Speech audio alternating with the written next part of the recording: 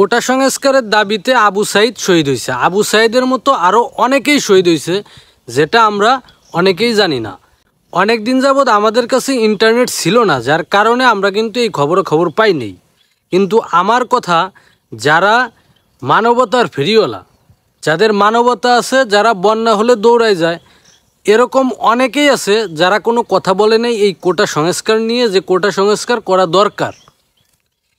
কিছু content creator আছে যারা কন্টেন্ট ক্রিয়েট করে বিভিন্ন সময় ব্যাপক ভাইরাল বিষয় নিয়ে কথা বলে। সেই ধরনের কন্টেন্ট ক্রিয়েটর অনেকেই আছে যারা কোটা সংস্কারের পক্ষে কথা বলে নেই। কিন্তু এরকম অনেকেই আছে যারা কখনো ভাইরাল বিষয় নিয়ে কথা বলে না, কিন্তু তারা এই কোটা সংস্কারের আন্দোলনের সামনের কাতারে থেকে সমন্বয়ক হয়ে, নায়ক হয়ে তারা এখন অনেকেই কবরে শায়িত এবং অনেকেই শহীদ হয়েছে।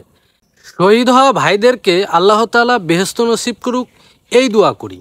কিন্তু যারা আমাদেরকে এই সুন্দর একটা দেশ গড়ার লক্ষ্যে এই আন্দোলন করতেছে, কোটা সংস্কার করার দাবি জানাচ্ছে, তাদের পাশে আমাদের থাকা উচিত।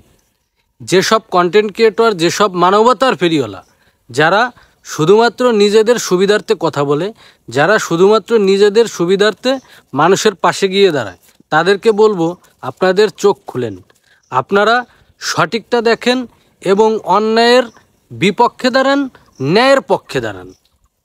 কারণ ন্যায়ের পক্ষে দাঁড়ানো দরকার, অন্যায়ের বিপক্ষে দাঁড়ানো দরকার।